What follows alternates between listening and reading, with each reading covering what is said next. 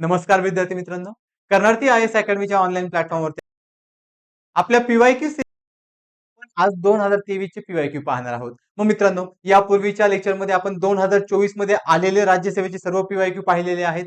आजच्याही लेक्चरमध्ये आपण 2023 च्या राज्यसेवेच्या पेपरमध्ये जेवढे काही सायन्सचे पीवायक्यू आहेत, तेवढे आपण विथ डिस्क्रिप्टिव्ह विथ प्रॉपर एक्सप्लेनेशनने पाहणार आहोत. मग मित्रांनो, जो पहिला क्वेश्चन आहे त्या क्वेश्चन मध्ये काय विचारले पहा. खालीलपैकी कोणती विधाने बरोबर आहेत. आता ही जी काही आपल्याला विधाने दिलेली आहेत, ही पूर्ण विधाने कुणाबद्दल आहेत, तर विकारांबद्दल आहेत. मित्रांनो, क्वेश्चन आपल्याला दोन भाषेत दिलेले असतात. एक मराठी आहे, एक इंग्लिश आहे. आपल्याला ते क्वेश्चन प्रॉपर समजून घेणं खूप गरजेचं असतं. जर आपल्याला क्वेश्चन समजला की आपल्याला आन्सर पर्यंत पोहोचवायला मदत होते. मग मित्रांनो, आता हा जो प्रश्न आहे हा मराठीत आहे. जर आपल्याला इंग्लिश मध्ये पाहायचा असेल तोही क्वेश्चन आपल्याकडे आहे. मात्र लक्षात घ्या, इंग्लिश मध्ये आपण विकारांना काय म्हणतो, एन्झाईम म्हणतो. मग आपल्याला माहित आहे की एन्झाईम हे काय आहेत, तर एन्झाईम आपल्या बॉडीमध्ये रिएक्शनचा स्पीड रन करतात. जो काही आपल्या बॉडीमध्ये रेट ऑफ रिएक्शन आहे त्यांना वाढवण्याचं काम कोण करतो मित्रांनो, एन्झाईम करतो. म्हणजेच कोण करतात, तर विकारे करतात. मग आता लक्षात घ्या, आपला हा जो पूर्ण प्रश्न आहे या प्रश्नामध्ये आपल्या कुणाबद्दल माहिती विचारलेली आहे, तर विकारांबद्दल म्हणजेच एन्झाईम बद्दल. मग आताच मी तुम्हाला सांगितलं की एन्झाईम काय करतात, तर आपल्या बॉडीमध्ये जेवढ्या रिएक्शन आहेत म्हणजे जेवढ्या अभिक्रिया आहेत त्या अभिक्रियांचं स्पीड वाढवण्याचं काम करतात. म्हणजेच ते रेट ऑफ रिएक्शन काय करतात, हाय करतात. त्याचप्रमाणे आपल्या बॉडीमधले जे एन्झाईम आहे त्यांना आपण प्रोटीन सुद्धा म्हणतो. मग लक्षात घ्या, एन्झाईम सगळ्यात पहिल्यांदा काय करतात, तर आपल्या बॉडीमधला जो रेट ऑफ रिएक्शन आहे म्हणजे जो अभिक्रियांचा वेग आहे त्याला वाढवण्याचं काम करतात. त्याचबरोबर आपल्याकडे जे एन्झाईम आहे त्या एन्झाईमला आपण काय म्हणतो, की आपण त्यांना प्रथिने सुद्धा म्हणतो, म्हणजे प्रोटीन सुद्धा म्हणतो. म्हणजेच त्यांना आपण इंग्लिशमध्ये म्हणू शकतो, there are some enzymes are proteins. जे आपल्याकडे काही एन्झाईम्स आहेत त्यांना आपण काय म्हणतो, तर प्रथिने म्हणतो. त्याचबरोबर आपल्याकडे जे काही एन्झाईम आहेत ते ज्यावेळेस रिएक्शन मध्ये पार्टिसिपेट होतात त्यावेळेस तिथे काही फॅक्टर सुद्धा इम्पॅक्ट करतात. फॉर एक्झाम्पल टेम्परेचर आहे, सनलाईट आहे, किंवा जे एक्सटर्नल फॅक्टर आहेत त्यांचा सुद्धा इम्पॅक्ट म्हणजे त्यांचा सुद्धा परिणाम आपल्याला त्या अभिक्रियावरती पाहायला मिळतो. मग लक्षात घ्या मित्रांनो, आता पहिलं सेंटेन्स काय दिलं आपल्याकडे, विकारे हे सेंद्रिय उत्प्रेरक आहेत जे जैव रासायनिक अभिक्रियांना गती देतात. आताच मी तुम्हाला सांगितलं की हे आपल्याकडे काय करतात, रेट ऑफ रिएक्शन वाढवतात. म्हणजे पहिलं सेंटेन्स काय आहे आपल्याकडे, करेक्ट आहे. आपल्याला काय विचारलेलं आहे की बरोबर कोणतं आहे. दुसऱ्यामध्ये काय विचारलेलं आहे पहा, जे काही आपल्याकडे विकारे आहेत हे प्रथिनांपासून बनलेले असतात. आताच मी तुम्हाला सांगितलं की प्रथिने म्हणजे प्रोटीन. म्हणजे आपल्याकडे जे काही एन्झाईम आहेत ते एन्झाईम काय असतात, तर प्रोटीन असतात. म्हणजेच काय असतात, तर प्रथिने असतात. म्हणजे हे पण सेंटेन्स काय आहे आपल्याकडे, बरोबर आहे. देन क मध्ये काय म्हटले पहा, जी काही विकारांची क्रियाशीलता आहे. आता क्रियाशीलता म्हणजे काय, ज्यावेळेस ते रेट ऑफ रिएक्शनला इन्क्रीज करतात त्यांना आपण काय म्हणणार, त्यांची ऍक्टिव्हिटी म्हणणार किंवा त्यांच्याकडे असणारी त्यांची क्रियाशीलता म्हणणार. म्हणजेच त्यांची क्रियाशीलता कशावरती अवलंबून आहे, तापमानावरती अवलंबून असते असं मी तुम्हाला सांगितलं होतं. पण इथे काय म्हटलं यांनी, नसते. मग लक्षात घ्या मित्रांनो, जसं एन्झाईम रेट ऑफ रिएक्शन वाढवतो म्हणजे थोडक्यात काय लक्षात घ्या, समजा आपण एखादी रिएक्शन पाहूया. समजा आपल्याला दोन मॉलिक्यूल आहे, ए प्लस बी आहे. देन आपल्याला यांच्यापासून काहीतरी प्रोडक्ट मिळणार आहेत. हे आपले रिएक्टंट आहेत. जर रिएक्टंट मध्ये आपण एन्झाईम ऍड केलं, लक्षात घ्या, रिएक्टंट मध्ये आपण काय ऍड करतोय, एन्झाईम ऍड करतोय. त्यानंतर आपल्याला समजा ए आणि बी असे प्रोडक्ट भेटले. मग लक्षात घ्या, ही आपली लेफ्ट साइड आहे, ही आपली राईट साइड आहे. लेफ्ट साइडला आपले रिएक्टंट आहे म्हणजे ए आणि बी दोघांची रिएक्शन होणार आहे. मग जर दोघांची रिएक्शन आपल्याला क्रिएट करायची असेल तर ही रिएक्शन फास्ट करण्यासाठी किंवा ह्या रिएक्शनचा वेग वाढवण्यासाठी आपल्याला कोण गरजेचं आहे मित्रांनो, एन्झाईम गरजेचा आहे. मग आपल्याला काय भेटतात, तर एबी भेटतात. हा जर आपला फर्स्ट सेंटेन्सचा पॉईंट. सेकंड सेंटेन्स मध्ये आपण काय पाहिलं की हे एन्झाईम नेचरने कसे असतात, प्रोटीन सारखे आहेत. म्हणजेच यांना आपण काय म्हणू शकतो, तर प्रथिने सुद्धा म्हणू शकतो. देन थर्ड मध्ये काय दिले पहा, की जे काही आपल्याकडे एन्झाईम आहेत ते एन्झाईम जे आपले बाहेरचे पार्टिकल आहेत, फॉर एक्झाम्पल टेम्परेचर आहे, सनलाईट आहे, किंवा जे कोणते आपल्याकडे पार्टिकल असेल ते पार्टिकल सुद्धा रिएक्शन मध्ये इन्व्हॉल्व्ह होतात. मग बऱ्याच वेळा आपण रिएक्शन वरती असा एक सिम्बॉल पाहतो. या सिम्बॉलचा मिनिंग काय होतो, टू इन्क्रीज टेम्परेचर. जिथे उष्णता काय होते, वाढते. त्या उष्णतेमुळे ही सनलाईट काय होते आपल्याकडे, सॉरी, ही रिएक्शन काय होते आपल्याकडे लवकर क्रिएट होते. म्हणजेच जे काही इथे उष्णता आहे किंवा जे काही तापमान आहे त्या तापमानाचा डायरेक्ट किंवा इनडायरेक्ट आपल्या रिएक्शन वरती परिणाम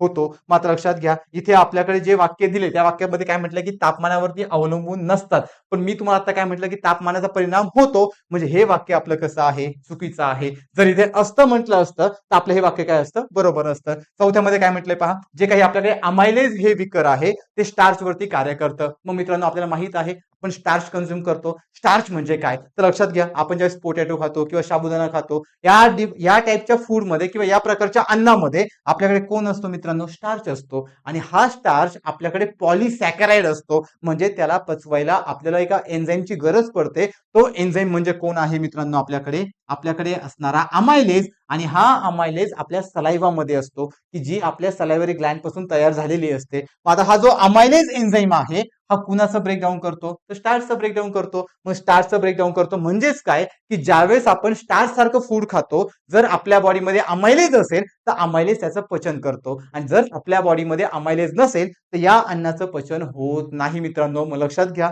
आता आपण अमायलेज पाहिला, अमायलेज देन सेकंड बी मध्ये पाहिलं आपण विकर हे प्रथिनांपासून बनलेले असतात, आणि ए मध्ये पाहिलं की विकर हे आपल्याकडे काय करतात, रेट ऑफ रिएक्शन वाढवतात. म्हणजे सेंटेन्स अ, ब आणि ड हे तिघेही आपल्या विकरांबद्दल आहे, म्हणजे एन्झाईम बद्दल आहेत, आणि हे तीनही वाक्य बरोबर आहे. मग आपलं चुकीचं कोणतं आहे, फक्त क. आपल्याला कोणतं ओळखायचं आहे, बरोबर. मग बरोबर कोणते आहे, अ ब ड. मग आता इथे अ ब ड कोणतं आहे तर ऑप्शन नंबर 3. म्हणून आपलं ऑप्शन नंबर 3 हे काय असेल, आन्सर असेल. आता सेकंड क्वेश्चन मध्ये काय आहे पहा मित्रांनो. सेकंड क्वेश्चन मध्ये काय विचारले, खालीलपैकी कोणत्या हायड्रोकार्बन मध्ये 80% कार्बन असतो, म्हणजे 80% कार्बन असतो. आता ऍक्च्युअली मित्रांनो हा क्वेश्चन थोडा आपल्याला फॉर्म्युलाने सोडवायचा आहे. आता लक्षात घ्या, क्वेश्चन मध्ये काय दिले ते आधी आपण समजून घेऊयात. क्वेश्चन मध्ये आपल्याला काय दिलेलं आहे, की आपल्याला त्यांनी हायड्रोकार्बनचा अमाऊंट दिले. किती दिले आपल्याला हायड्रोकार्बन, 80%, म्हणजे 80% हायड्रोकार्बन दिलेला आहे. मित्रांनो हा प्रश्न लाईटली घेऊ नका. ऍक्च्युली हा प्रश्न खूप सोपा आहे. एक सिंपल फॉर्म्युला आहे, त्या फॉर्म्युलानुसार आपल्याला आन्सर येतं, आणि त्या आन्सरनुसार आपण या क्वेश्चनला सॉल्व्ह करू शकतो. फक्त प्रोसेस लेंदी आहे. लेंदी का आहे तर आपल्याला प्रत्येक ऑप्शन त्या फॉर्म्युलामध्ये चेक करावा लागतो, आणि ज्यावेळेस आपण प्रत्येक ऑप्शन त्या फॉर्म्युलामध्ये चेक करतो, मग आपल्याला समजतं की कोणत्या ऑप्शन मध्ये आपल्याकडे किती टक्के कार्बन आहे तर 80% कार्बन आहे. मग लक्षात घ्या, आपल्याला दिलेलं काय आहे मित्रांनो, इथे कार्बन दिलेलं आहे. किती कार्बन आहे, 80%. देन आपल्याला काय दिलेलं आहे, आपल्याला हायड्रोजनचं मोलार मास दिले किती आहे, 1 आहे. देन कार्बनचं मोलार मास दिले किती आहे, 12 आहे. लक्षात घ्या, हायड्रोजनचं मोलार मास ऑलरेडी दिलेलं आहे क्वेश्चन मध्ये, 1 आहे. आणि जो कार्बनचं मोलार मास आहे ते किती दिलेलं आहे, आपल्याला 12 दिलेलं आहे. मग त्यांनी आपल्याला काय विचारलंय, की 80% कार्बन कशामध्ये असतो. मग मित्रांनो क्वेश्चन एकदम सिंपल आहे. आता लक्षात घ्या, क्वेश्चन मध्ये आपल्याला 4 ऑप्शन दिलेत. पहिला कोणता आहे, बेन्झिन. बेन्झिनचा फॉर्म्युला काय आहे मित्रांनो, C6H6. देन दुसरा कोण आहे, मिथेन. मिथेनचा फॉर्म्युला काय आहे, आपल्याकडे असणार CH4. देन आपल्याकडे काय आहे, इथेन. इथेनचा फॉर्म्युला काय आहे, C2H6 आहे. देन आपल्याकडे सायक्लोहेक्झेन आहे. सायक्लोहेक्झेनचा फॉर्म्युला काय आहे आपल्याकडे, C6H12. मग आता मित्रांनो आपल्याकडे सगळे केमिकल फॉर्म्युले आले, बरोबर. आता आपल्याला जायचंय कुणाकडे, 80% कार्बन कडे. मग आता लक्षात घ्या, आपल्याला काय करायचंय, आपल्याला यातला लक्षात घ्या, याचा आन्सर इथेन आहे, म्हणून आपण डायरेक्टली इथेनला घेऊनच सोडवणार आहोत. जर आपण सगळे ऑप्शन सोडवत बसलो तर आपलं हे लेक्चर खूप लेंदी होईल, म्हणजे आपण डायरेक्टली आन्सरला घेऊनच सोडूयात. पण जर आपल्याला हा क्वेश्चन एक्झामला आला तर आपल्याला माहित नाही आन्सर काय आहे, मग आपल्याला अशा वेळेस सगळे ऑप्शन घेऊन सोडवावा लागतो. मग लक्षात घ्या, इथे आपल्याला काय दिलेलं आहे, आपल्याला हायड्रोकार्बनचा अमाऊंट दिलेला आहे, ते किती दिलेलं आहे, 80%. मग आता मित्रांनो आपल्याकडे जे पर्सेंटेज ऑफ कार्बन दिलेलं आहे त्यानुसार आपण याला कसं सोडू शकतो तर लक्षात घ्या, सिंपल फॉर्म्युला आहे. मग आपल्याकडे फॉर्म्युला काय आहे मित्रांनो, तर आपल्याला दिलेलं आहे, त्यांनी काय दिलेलं आहे, मास ऑफ मॉलिक्यूल. म्हणजेच मास ऑफ मॉलिक्यूल म्हणजेच कुणाचं मास दिलेला आहे, तर आपल्याकडे असणारा जो मॉलिक्यूल आहे, मग कोणता मॉलिक्यूल आहे मित्रांनो, क्वेश्चन मध्ये दिले पहा, आपल्याला इथेन दिलेलं आहे, बरोबर. मग इथेनचं आपल्याला काय दिलेलं आहे, त्यांनी इथेनचा आपल्याला मोलार मास काढायचा आहे. मग इथेनचा फॉर्म्युला काय आहे, C2H6. आपण C2H6 का घेतोय, कारण आपल्या या क्वेश्चनचा आन्सर इथेन आहे. आपण सगळे पर्याय आपण इथे सोडवू शकतो, पण आपली ती एक टाइम कन्झ्युमिंग मेथड होईल, आणि तेवढा वेळ आपल्याला याला द्यायचा नाही, म्हणून आपण डायरेक्टली आन्सरला घेऊनच सोडूयात. मग जो आपला इथेन आहे, तर आपण इथेनचा विचार केला मित्रांनो, तर लक्षात घ्या, इथेनचा फॉर्म्युला काय आहे आपल्याकडे, C2H6, बरोबर. आणि आपल्याकडे जे कार्बनचा ऍटॉमिक मास आहे, कार्बनचा जो मास नंबर होता तो किती होता मित्रांनो आपल्याकडे, पहा बरं, कार्बनचा 12 आहे, हायड्रोजनचा 1 आहे. मग यावरून आपण काय करू शकतो, कार्बन आणि हायड्रोजनचं म्हणजे आपल्याकडे जो इथेन मॉलिक्यूल आहे त्या इथेनचा आपण मॉलिक्युलर मास काढू शकतो. मग लक्षात घ्या, कार्बनचा किती आहे आपल्याकडे इथे, 12 आहे. हायड्रोजनचा किती आहे, 1 आहे. मग जर आपण C2H6 यांचं जर आपण मॉलिक्युलर मास काढलं तर किती येईल आपल्याकडे, कार्बनचं 12 इंटू 2. देन आपल्याकडे हायड्रोजन आहे +6 इंटू 1, म्हणजे किती आलं आपल्याकडे, हे 24 आले, हे अधिक 6 आले, टोटल झालं 30. हे 30 काय झालं आपल्याकडे, मोलार मास झालं. कुणाचं, तर आपल्याकडे असणार आहे इथेनचं. मग मित्रांनो आपल्याला काय विचारलेलं आहे त्यांनी, पर्सेंटेज ऑफ कार्बन.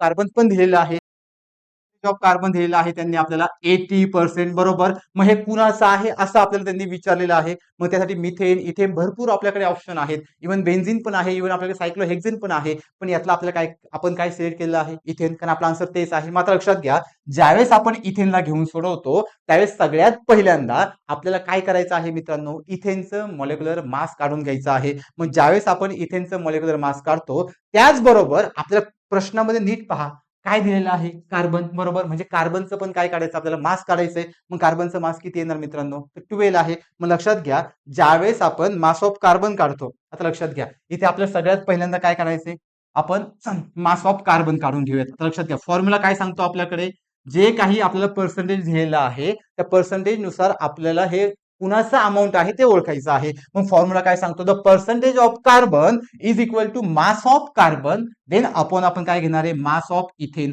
मग आता मित्रांनो इथे आपण मास ऑफ कार्बन आणि मास ऑफ इथेन काढून घेणार आहोत. त्यातला मास ऑफ इथेन आपण काढून घेतला. ऑलरेडी आपल्याला क्वेश्चन मध्ये हायड्रोजनचं मास आणि कार्बनचं मास दिलेलं आहे. त्या दोघांच्या मदतीने आपण कुणाचं मास काढून घेतलं, मास ऑफ इथेन. आता आपण काय करणार आहे, मास ऑफ कार्बन काढणार आहोत. Then mass of carbon, mass of ethane काढल्यानंतर आपण त्यांना 100 ने मल्टिप्लाय करतो. देन आपल्याला समजतं की यांच्यामध्ये पर्सेंटेज ऑफ कार्बन किती आहे. हा झाला आपला फॉर्म्युला. मग आता मित्रांनो या फॉर्म्युल्याचा वापर करून आता आपल्याला काय करायचंय, मास ऑफ इथेन ऑलरेडी काढलेला आहे. पुढे आपल्याला काय दिलंय, मास ऑफ कार्बन. मग मास ऑफ कार्बन किती आहे मित्रांनो, आपल्याकडे C2 आहे. मग लक्षात घ्या, मास काढताना, कधी पण मास काढताना आपण काय घेणार, जे आपल्याला दिलेलं आहे. कार्बन किती दिलेत, 2 दिलेत. आणि कार्बनचं जे आपल्याला मास दिलेलं आहे ते किती आहे मित्रांनो, 12 दिलेलं आहे. इथे दिलेलं आहे 12. मग आपण याला फक्त काय करायचं, 2 ने मल्टिप्लाय करायचं. मग आपलं मास ऑफ कार्बन किती झालं, 24. लक्षात घ्या, मास ऑफ कार्बन किती झालं, 24. आणि मास ऑफ इथेन किती झालं, देन आपल्याकडे मास ऑफ इथेन झालं 30. मग 24 अँड 30 देन आपण त्याला काय करणार, 100 ने मल्टिप्लाय करणार. आणि ज्यावेळेस आपण यांचं कॅल्क्युलेशन करतो मग आपल्याला समजतं की इथेनची व्हॅल्यू किती आली मित्रांनो, 80% आली. मग आता हे आपण फॉर्म्युल्यामध्ये ठेवून पाहू शकतो. पहा आता फॉर्म्युल्यामध्ये जर ठेवलं तर मास ऑफ कार्बन किती आहे आपल्याकडे, 24 आहे. देन मास ऑफ इथेन किती आहे आपल्याकडे, 30 आहे. जर आपण याला डिव्हाइड केलं, जर आपण याला मल्टिप्लाय केलं 100 ने तर आपला आन्सर काय येतं, इथे पहा एक एक कट झाला. देन आपल्याकडे याचं 8 येईल, देन इंटू 10 येईल. देन आपल्याकडे किती आलं आन्सर, 80 आलं. माझा लक्षात घ्या मित्रांनो, सिंपल आहे. प्रश्नामध्ये ऑलरेडी त्यांनी काय दिलेलं आहे, 80% कार्बन. आणि जर आता आपण इथे सोडवलं असेल तर आपला आन्सर किती आलंय, 80%. पण 80% हे कुणाला घेऊन आलंय, तर इथेनला घेऊन आले, म्हणून आपला आन्सर काय असेल, इथेन असेल. मग आता मित्रांनो लक्षात घ्या, एकदम सिंपल वेने आता हा प्रश्न आपण सोडवलेला आहे. हा पूर्ण कॅल्क्युलेशन बेसवरती क्वेश्चन आहे. क्वेश्चन मध्ये फक्त आपल्याला त्यांनी काय विचारलंय की मास ऑफ कार्बन दिले, सॉरी पर्सेंटेज ऑफ कार्बन दिलेलं आहे. मग ते पर्सेंटेज ऑफ कार्बन कुणाचं आहे एवढंच ओळखायचं आहे. मग त्यासाठी आपण कोणता फॉर्म्युला वापरला मित्रांनो, पहा आपल्याकडे एकच फॉर्म्युला आहे, पर्सेंटेज ऑफ कार्बन. लक्षात घ्या कोणता आहे, percentage of carbon is equal to mass of carbon. लक्षात घ्या, mass of carbon upon mass of molecule. Mass of molecule हा फॉर्म्युला आहे. आता मास ऑफ मॉलिक्यूल आपण कोणता मॉलिक्यूल घेतला, इथेन मॉलिक्यूल घेतला. देन इंटू याला आपण काय करणार, इंटू 100 करणार. आता लक्षात घ्या, मास ऑफ कार्बन कसा काढला आपण, ह्या कार्बनच्या व्हॅल्यूनुसार. मास ऑफ इथेन कसा काढला, सॉरी मास ऑफ मॉलिक्यूल म्हणजे मास ऑफ इथेन कसा काढला आपण, या दोघांचा वापर करून, कारण आपल्याकडे हे फॉर्म्युले आहेत. आणि या फॉर्म्युलेचा वापर करून मग आपल्याला समजलं की 80% व्हॅल्यू कुणाची आली, इथेनची आली. म्हणून या क्वेश्चनचा आन्सर काय आहे, इथेन. आता लक्षात घ्या, इथे झालं आपलं हे इथेन आन्सर.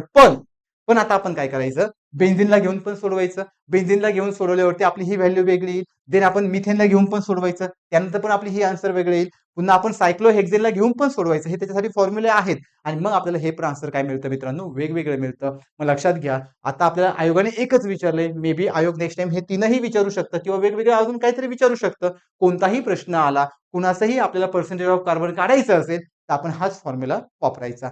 देन मित्रांनो पुढचा क्वेश्चनकडे आता आपण जाऊयात. नेक्स्ट क्वेश्चन मध्ये पहा काय विचारलेलं आहे. हा पण आपल्याकडे पूर्ण कॅल्क्युलेशन बेसवरतीच क्वेश्चन आहे. केमिस्ट्रीचा क्वेश्चन आहे. एकदम सोपा क्वेश्चन आहे. आता या क्वेश्चन मध्ये काय विचारले पहा, 180 gram of, sorry 180 gram acetic आम्ल म्हणजेच ऍसिटिक ऍसिड. देन ऍसिटिक ऍसिडचा फॉर्म्युला आहे. आणि आपल्याकडे पाणी पण दिले. पाणी किती आहे, 180 ग्रॅम. लक्षात घ्या, ऍसिटिक ऍसिड पण 180 ग्रॅम आहे, पाणी पण 180 ग्रॅम आहे. देन ज्यावेळेस हे आपण एकमेकांमध्ये मिक्स करतो, देन तयार झालेल्या द्रावणामध्ये जे काही आपल्याकडे असणारा ऍसिटिक आम्ल आहे त्यांचा मोल फ्रॅक्शन विचारलेला आहे मित्रांनो. आता लक्षात घ्या, ज्यावेळेस आपण मोल फ्रॅक्शन काढतो, ज्यावेळेस आपण कोणत्याही मॉलिक्युलचा मोल फ्रॅक्शन काढतो, मोल फ्रॅक्शन कसा काढतो त्याचाही आपल्याकडे एक फॉर्म्युला आहे. आता लक्षात घ्या मित्रांनो, आता इथे आपल्याला काय दिलेलं आहे, सगळ्यात पहिल्यांदा त्यांनी मोलार मास दिलेला आहे. मग मोलार मास मोल्स दिलेले आहेत. मग मोल्स कुणाचे दिलेले आहेत आपल्याकडे, ऍसिटिक ऍसिड, आणि सेकंड मोल्स कुणाचे दिलेत, पाण्याचे. मग त्यानुसार आपण काय करू शकतो की ह्या दोघांचंही म्हणजे ऍसिटिक ऍसिड आणि पाण्याचं टोटल नंबर ऑफ मोल्स काढू शकतो. आणि टोटल नंबर ऑफ मोल्स नंतर आपण यांच्या फॉर्म्युलामध्ये व्हॅल्यू ठेवून आपण यांचं काय काढू शकतो, मोल फ्रॅक्शन काढू शकतो. मग मित्रांनो, मोल फ्रॅक्शन कसा काढतात तर लक्षात घ्या. ऍक्च्युली आपण ज्यावेळेस ऍसिटिक ऍसिड घेतो तर आपल्याला सगळ्यात पहिल्यांदा ऍसिटिक ऍसिडचं मोल काढावं लागतं. ऍसिटिक ऍसिडचं मोल काढल्यानंतर आपण काय करणार, देन पाण्याचं मोल काढणार. पाण्याचं मोल काढल्यानंतर ऍसिटिक ऍसिड आणि पाणी ह्या दोघांचं मोल मिक्स करणार. त्यानंतर आपल्याला काय भेटणार, टोटल नंबर ऑफ मोल्स. आणि जे काही आपल्याला टोटल नंबर ऑफ मोल्स भेटेल त्या टोटल नंबर ऑफ मोल्सने आपण डिव्हाइड करणार कुणाला, जे काही आपल्याकडे ऍसिटिक ऍसिडचं मोल आहे त्याला. मग मित्रांनो लक्षात घ्या, क्वेश्चन नीट समजला का? आता लक्षात घ्या, आपल्याला इथे काय दिलेलं आहे, गिवन. सगळ्यात पहिल्यांदा हे आपलं गिवन आहे, बरोबर. इथे आपला हायड्रोजन दिलाय, किती दिलाय आपल्याला हायड्रोजन, 1 आहे. हायड्रोजनचं मोलार मास दिलंय 1, कार्बनचं दिलंय 12, आणि ऑक्सिजनचं किती दिलंय 16. मग आता लक्षात घ्या, सोडवायचं कसं. आपल्याला काय विचारलंय मित्रांनो, सगळ्यात पहिल्यांदा विचारलंय मोल फ्रॅक्शन. प्रश्न समजला असेल आपल्याला. मोल फ्रॅक्शन दिलाय, बरोबर. मोल फ्रॅक्शन विचारलाय. मग मोल फ्रॅक्शन काढण्याचा फॉर्म्युला काय आहे मित्रांनो, मोल फ्रॅक्शन काढताना आपण लक्षात घ्या, मोल फ्रॅक्शन काढताना आपल्याला कुणाचं दिलेलं आहे, ऍसिटिक ऍसिडचं. मग आपण आधी काढून घेणार मोल. लक्षात घ्या, मोल म्हणजे मोल ऑफ आपण ऍसिडिक आम्लाचं काढून घेणार. त्यानंतर आपण काय काढणार पहा, त्यानंतर आपल्याकडे जे टोटल नंबर ऑफ मोल्स आहेत ते आपण काढून घेणार. लक्षात घ्या, काय करणार आपण, टोटल नंबर ऑफ मोल्स. मित्रांनो, क्वेश्चन थोडासा कॉम्प्लिकेटेड आहे, थोडासा वेळ खाऊ आहे. चांगलं लक्ष देऊन ऐका, खूप सोपं आहे, लगेच समजतो. फक्त आपल्याला कॅल्क्युलेशन करायचंय. तुम्हाला प्रश्न समजलेला आहे. आता लक्षात घ्या, आपल्याला काय काढायचं होतं, मोल फ्रॅक्शन, बरोबर. मोल फ्रॅक्शन कसं काढायचं आहे, तर आपल्याला मोल ऑफ ऍसिटिक ऍसिड अगोदर काढावं लागेल. त्यानंतर आपल्याला टोटल नंबर ऑफ मोल काढायचा. आता लक्षात घ्या, टोटल म्हणजे काय, दोघांची बेरीज. दोघे म्हणजे कोण, एक आहे ऍसिटिक ऍसिड, दुसरा आहे पाणी. दोघांच्या मोलची ज्यावेळेस आपण ऍडिशन करणार त्यावेळेस आपल्याला फायनली काय भेटणार, टोटल नंबर ऑफ मोल भेटणार. मात्र लक्षात घ्या, मग नंबर ऑफ मोल कसा काढायचा, नंबर ऑफ मोल काढण्यासाठी आपल्याला अगोदर काय करावं लागेल, जो काही आपल्याकडे टोटल नंबर ऑफ मोल काढण्यासाठी आपल्याला आधी हे दोन काढावं लागतील, पाणी आणि ऍसिडिक ऍसिड. पण नंबर ऑफ ऍसिड पण मोल ऑफ ऍसिडिक ऍसिड आणि मोल ऑफ वॉटर कसं काढायचा, तर त्यासाठी आपल्याला ह्या दोघांमध्ये इथे आपल्याला ऑलरेडी गिवन केलेलं आहे. त्या गिवन जे दिलेलं आहे त्याच्यातून आपण मास आणि मोलर मास यांच्यापासून आपण काय करणार, जे काही ऍसिटिक ऍसिड आहे किंवा जे काही पाणी आहे त्यांचा आपण टोटल नंबर ऑफ मास काढणार. मग आता मित्रांनो सिंपल आहे, लक्षात घ्या. आता आपण याला व्यवस्थित सोडूयात. आता इथे आपल्याला काय दिलं आहे पहा, हायड्रोजनची व्हॅल्यू किती दिली आहे 1, कार्बन किती आहे 12, देन ऑक्सिजन किती आहे 16. आता लक्षात घ्या, यावरून सगळ्यात पहिल्यांदा आपल्याला काय दिलंय, CH3. हा फॉर्म्युला आपण लिहून घेऊयात. काय दिलाय फॉर्म्युला, CH3. देन आपल्याला काय दिलंय, COOH.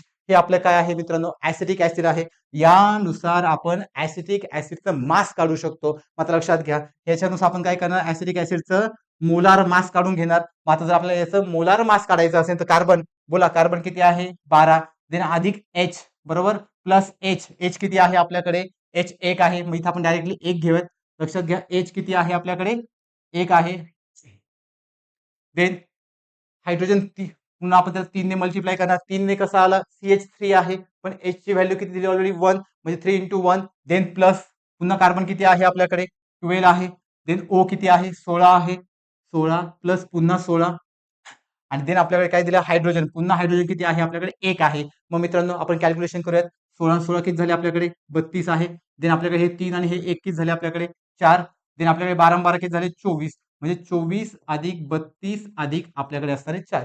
जर आपण यांची ऍडिशन केली तर आपल्याला मित्रांनो आन्सर मिळतं 60. लक्षात घ्या, आपलं आन्सर किती भेटलं 60. मग आता याच्यावरून एक गोष्ट समजली की हे आपलं काय भेटलं, मोलार मास भेटलं. हे मोलार मास कुणाचं भेटलं मित्रांनो, हे फॉर्म्युला कुणाचा आहे, ऍसिटिक आम्लाचा म्हणजे ऍसिटिक ऍसिडचा. लक्षात घ्या, व्यवस्थित समजून घ्या. आपण काय काढतोय, मोल फ्रॅक्शन. लक्षात घ्या, 2023 चा क्वेश्चन आहे.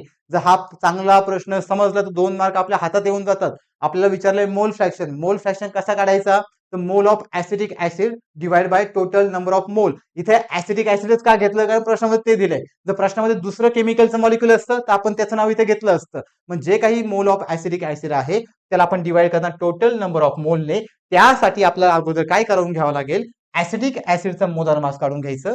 देन आपण पाण्याचं मोलार मास काढून घ्यायचं. दोघांचं मोलार मास काढल्यानंतर दोघांचं टोटल नंबर ऑफ काय काढणार, आपण मोल काढणार. टोटल नंबर ऑफ मोल काढल्यानंतर आपण ह्या फॉर्म्युलामध्ये व्हॅल्यू ठेवणार आणि देन आपण आपल्या आन्सर पर्यंत पोहोचणार. मग आता मित्रांनो लक्षात घ्या, आता आपण काय काढून घेतलं, मोलार मास काढून घेतलं. मोलार मास कुणाचं काढलं? ऍसिडिक ऍसिडचं. मित्रांनो याला आपण ए म्हणूयात. लक्षात घ्या. याला आपण ए म्हणूयात. जे आपण बी कडे जाऊयात. आता बी मध्ये आपल्याला काय करायचं लक्षात घ्या.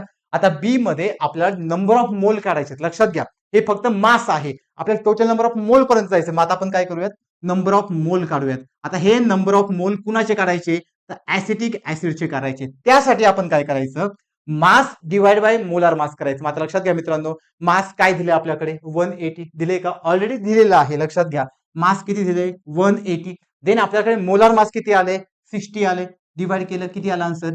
3 आलं. म्हणजेच मित्रांनो इथे आपल्याला दोन व्हॅल्यू भेटल्या. एक मोलार मासची व्हॅल्यू भेटली 60. देन आपण नंबर ऑफ मोल काढले ऍसिडिक ऍसिडचे 3. लक्षात घ्या, आपल्याला जायचे मोल फ्रॅक्शन पर्यंत, पण आपल्याला ह्या सगळ्या स्टेप वाईजने हे सगळ्या व्हॅल्यू काढावे लागतील. मग आपण काय करतो? फायनल पर्यंत पोहोचू शकतो. म्हणजे मित्रांनो आता आपल्याला हे आन्सर आलं 3. आता आपण जाऊयात पाण्याकडे. आता लक्षात घ्या, जर पाण्याकडे आपण गेलो तर पाण्यामध्ये पुन्हा सेम करायचं. पाण्याला आपण सी म्हणूयात. आता इथे आपण ऍक्टिव्हिटी सी म्हणूयात. आता लक्षात घ्या, इथे काय करायचं? इथे जशी प्रक्रिया आपण ऍसिडिक ऍसिडची केली, सेम प्रक्रिया कोणाबाबत करणार? पाण्याबाबत. मग पाण्याचा फॉर्म्युला काय आहे? H2O. बरोबर. मग पाण्याचा मॉलर मास, मॉलर मास किती असणार? आता लक्षात घ्या, H ची व्हॅल्यू किती आहे? 1.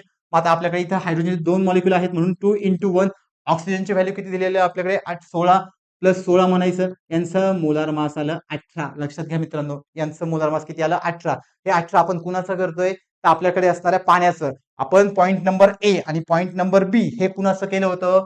ऍसिटिक ऍसिडचं. लक्षात घ्या, ऍसिटिक ऍसिडचं आपण इथे नंबर ऑफ मोल काढून घेतले. आता आपण नंबर ऑफ मोल कुणाचे काढतोय? पाण्याचे. मग पाण्याचा फॉर्म्युला ऑलरेडी दिलेला आहे. त्या फॉर्म्युलाचा वापर करून आपण काय काढलंय? मोलार मास काढलंय. मग मोलार मास किती आला आता आपल्याकडे? 18. आता आपल्याला काय करायचंय? Number of mole. लक्षात घ्या, नंबर ऑफ मोल का काढतोय? Because of formula. कारण फॉर्म्युलामध्ये काय म्हटलंय? Total number of mole. Total म्हणजे काय? यांची आणि यांची दोघांची ऍडिशन म्हणजे आपल्याला काय भेटणार आहे मित्रांनो? टोटल नंबर ऑफ मोल भेटणार आहे. मग आता सिंपल आहे. टोटल नंबर ऑफ मोल काढण्यासाठी पुन्हा आता आपण इथे काय करणार पहा. आपल्याकडे हे किती आलंय? मोलार मास किती आले पाण्याचं? 18 आले. आता डी पॉईंट घेऊयात. आता डी पॉईंट मध्ये काय करायचं मित्रांनो? आपल्याला जी व्हॅल्यू दिलेली आहे, आता व्हॅल्यू कुणाची दिलेली आहे पहा.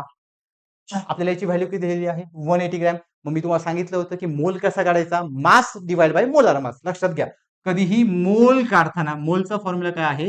मास डिवाइड बाय मोलार मास. मग सिंपल आहे. मास दिलेला आहे मित्रांनो, किती आहे मास?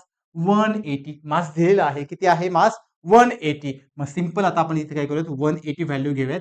Then 180 divide by molar mass. Molar mass आपण काढले, किती आलं मोलार मास? 18 आलंय. मग 180 ला आपण 80 ने डिवाइड करूयात. आपलं आन्सर भेटतं 10. मग आता हे 10 हे कुणाचं नंबर ऑफ मोल्स आहेत? तर नंबर ऑफ मोल्स वॉटरचा आहे. 3 हे कुणाचं नंबर ऑफ मोल्स आहे? तर ऍसिडिक ऍसिडचा आहे. आपल्याला काय काढायचं मित्रांनो? टोटल काढायचंय. टोटल काढायचं म्हणून दोघांची काय करायचे? ऍडिशन. तर दोघांची ऍडिशन केली तर किती होते? 10 प्लस 3. 10 हा कुणाची व्हॅल्यू होती? पाण्याची. 3 ही कुणाची व्हॅल्यू आहे? ऍसिडिक ऍसिडची. जर आपण दोघांची व्हॅल्यू काढली तर आपला आन्सर किती येतं मित्रांनो? 13. लक्षात घ्या, आपलं उत्तर किती आलं? 13 आलं. पण आपल्याला विचारलंय काय मित्रांनो? मोल फ्रॅक्शन. आत्ताशी आपण काय काढलंय? फक्त टोटल नंबर ऑफ मोल काढलं की ज्याची व्हॅल्यू आली 13. लक्षात घ्या, किती व्हॅल्यू आली? 13.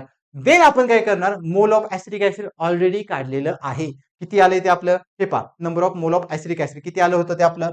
3 आलं होतं. बरोबर. म्हणजेच आपण याची पण व्हॅल्यू काढलेली आहे 3. म्हणजेच आता आपण इथे काय करणार आहे? 3 डिवाइड बाय 13. लक्षात घ्या, या 3 ला आपण कितीने डिवाइड करणार आहोत? 13 ने. जर आपण 3 ला 13 ने डिवाइड केलं मित्रांनो तर आपल्याला आन्सर मिळतं 0.23. आता लक्षात घ्या, कॅल्क्युलेशन मी इथे करत बसणार नाही. कॅल्क्युलेशन पुन्हा लेंदी होऊन जाईल. मी डायरेक्टली तुम्हाला आन्सर पर्यंत घेऊन जातो. जर डिवाइड केलं तर आपला आन्सर किती? 23. आता मित्रांनो, हे कॅल्क्युलेशन इथे महत्वाचं आहेच, पण त्याचबरोबर आपण काय केलं हे महत्वाचं आहे. मग सगळ्यात पहिल्यांदा आपण काय केलं? ए ची व्हॅल्यू काढून घेतली. देन आपण बी ची व्हॅल्यू काढली. ए आणि बी हे कुणाचे पॉईंट होते? ऍसिडिक ऍसिडचे. नंतर आपण सी आणि डी ची व्हॅल्यू काढून घेतली. सी आणि डी आपण कुणासाठी काढलं? वॉटरसाठी काढलं. दोघांचा मोलर मास काढला. मोलर मास नंतर आपण नंबर ऑफ मोल काढले. देन नंबर ऑफ मोल नंतर आपण मोल फ्रॅक्शन काढला. सो मोल फ्रॅक्शन काढण्याचा फॉर्म्युला काय आहे? Mole of acetic acid upon total number of mole. यानुसार आपण आन्सर पर्यंत मित्रांनो पोहोचलो. मग लक्षात घ्या, अशा प्रकारचे प्रश्न सोडवण्यासाठी वेळ लागतो मित्रांनो. थोडं कॅल्क्युलेशन वेळ लागतो, पण यांचे उत्तर हे आपल्याला एक्झॅक्ट मिळतात. हे मित्रांनो हातातले मार्क्स आहेत. हे कधीही जात नाही, कारण कॅल्क्युलेशनने येणारं जे उत्तर आहे किंवा येणारं जे आन्सर आहे ते एकदम प्रॉपर भेटतं आपल्याला. सो तुम्हाला या फॉर्म्युलासाठी या क्वेश्चनसाठी फक्त एवढाच फॉर्म्युला लक्षात ठेवायचा आहे. बाकी कॅल्क्युलेशन हे सिंपल आहे. देन आपला पुढचा क्वेश्चन काय आहे पहा मित्रांनो. डायजेस्ट हा पदार्थाचा प्रतिरोधकता निर्णायक तापमानाच्या खाली 0 होतो. आता मित्रांनो, प्रश्न कशाबद्दल विचारलेला आहे? आपल्याला त्यांनी रेझिस्टिव्हिटी बद्दल विचारलेला आहे, म्हणजे प्रतिरोध बद्दल विचारलेला आहे. तोच क्वेश्चन इंग्लिशमध्ये वाचूया. काय विचारलंय पहा. Digest are materials whose resistivities becomes 0 below a critical temperature. आता लक्षात घ्या मित्रांनो, क्रिटिकल टेम्परेचर दिलंय. क्रिटिकल म्हणजे एक पर्टिक्युलर टेम्परेचर, म्हणजेच एक निर्णायक तापमान. निर्णायक तापमानाच्या खाली जी काही आपली रेझिस्टिव्हिटी आहे, रेझिस्टिव्हिटी म्हणजे काय? प्रतिरोधकता. ती काय होते म्हटले त्यांनी? 0 होती असं म्हटलेलं आहे. म्हणजेच मित्रांनो काय, की ज्यावेळेस आपल्याकडे एखादा मॉलिक्यूल आहे, मॉलिक्यूल म्हणजे काय? कोणतंही XYZ मॉलिक्यूल आहे. जर आपण त्या मॉलिक्यूलचा विचार केला, समजा तो मॉलिक्यूल एक कंडक्टर आहे, एक वाहक आहे, की जो आपल्याकडे इलेक्ट्रिसिटीचं वहन करतो. मग त्याचं ज्यावेळेस आपण एका पर्टिक्युलर टेम्परेचरला त्याला घेऊन जातो, मग किंवा निर्णायक तापमानाला घेऊन जातो, त्यावेळेस त्याची जी रेझिस्टिव्हिटी आहे, म्हणजे प्रतिरोध करण्याची शक्ती आहे, ती कशी होते? 0 होते असं विचारलंय. त्यासाठी 4 ऑप्शन दिलेले आहेत. 4ही ऑप्शन आपण मित्रांनो व्यवस्थित पाहूयात. पहिला आहे वाहक. आता लक्षात घ्या, पहिला काय आहे? वाहक. वाहकालाच काय म्हणतो मित्रांनो? आपण कंडक्टर म्हणतो. तर लक्षात घ्या, जो वाहक आहे, वाहक काय असतो? वाहक हा आपल्याकडे रेझिस्टिव्हिटी क्रिएट करतो मित्रांनो. लक्षात घ्या मी काय म्हणतोय. हा रेझिस्टिव्हिटी क्रिएट करतो, पण हा कधीही 0 होत नाही. लक्षात घ्या मी काय म्हणतोय. प्रश्नामध्ये काय विचारलंय? की 0 असतो विचारलंय. म्हणजे 0 होते असं विचारलंय. पण मी काय म्हटलं तुम्हाला, की वाहक हा काय आहे? आपल्याकडे प्रतिरोधकता क्रिएट करतो, म्हणजे रेझिस्टिव्हिटी क्रिएट करतो, पण हा कधीही 0 होत नाही. म्हणजे काही ना काही याची व्हॅल्यू असते. सेकंड मध्ये काय म्हटले पहा, रोधक. रोधक म्हणजे मित्रांनो इन्सुलेटर. रोधक म्हणजे काय? इन्सुलेटर. मात्र लक्षात घ्या, जो रोधक आहे आपल्याकडे, हा अति प्रमाणात, लक्षात घ्या, हा अतिशय जास्त प्रमाणात काय क्रिएट करतो? प्रतिरोधकता म्हणजे रेझिस्टिव्हिटी. भरपूर वेळेस मित्रांनो, ज्यावेळेस आपले केबल तुटलेले असतात, आपण केबलला जॉईन करतो पहा. जॉईन केल्यावरती आपण तिथे टेप लावतो. त्या टेपला काय म्हणतो मित्रांनो आपण? Insulator tape. बरोबर? त्या टेपला आपण काय म्हणतो? इन्सुलेटर टेप म्हणतो. म्हणजेच तो काय? तो करंट बाहेर पास होऊन देत नाही. म्हणजे मित्रांनो, तो अतिशय जास्त प्रमाणात काय काय पुरवतो आपल्याला?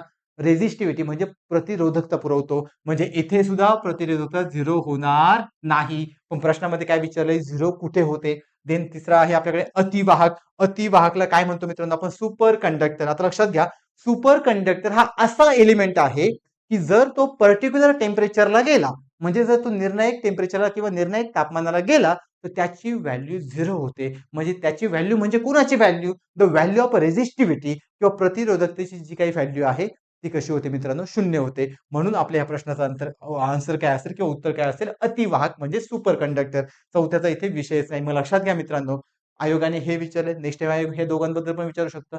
दोघांची थेरी काय सांगते? की वाहक हा रेझिस्टिव्हिटी क्रिएट करतो, पण तो 0 होत नाही. रोधक हा म्हणजे इन्सुलेटर हा अति जास्त प्रमाणात काय क्रिएट करतो? प्रतिरोधकता. पण जर आपण अतिवाहकाचा विचार केला, तर हा पर्टिक्युलर टेम्परेचरला किंवा निर्णायक तापमानाला काय होतो? 0 होतो. म्हणजे तिथे त्यांच्याकडे रेझिस्टिव्हिटी राहत नाही. म्हणजे मित्रांनो याचा आन्सर काय झालं? अतिवाहक. आता पुढचा प्रश्न पहा. पुढच्या प्रश्नामध्ये काय विचारलेलं आहे?